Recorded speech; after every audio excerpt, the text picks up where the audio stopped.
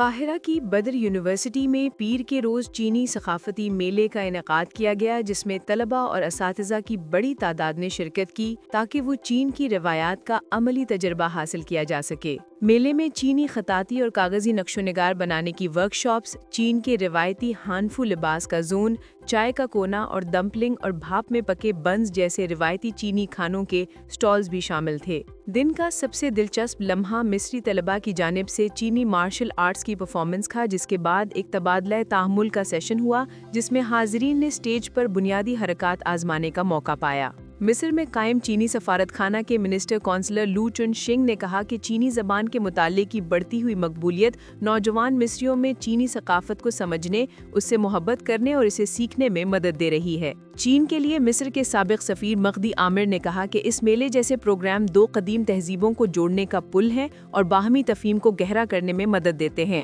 بدر university کے صدر اشرف الشیحی نے کہا کہ ایک خطہ ایک سڑک کے منصوبے یعنی بیلٹ اینڈ روڈ کے تحت مصر اور چین کے درمیان شہری سہولیات، تجارت، سرمایہ کاری اور تعلیم کے شعبوں میں تعاون بڑھ رہا ہے۔ انہوں نے مزید کہا کہ دونوں ملک نہ صرف شراکت دار ہیں بلکہ دوست ہیں جو ایک ساتھ آگے بڑھ رہے ہیں۔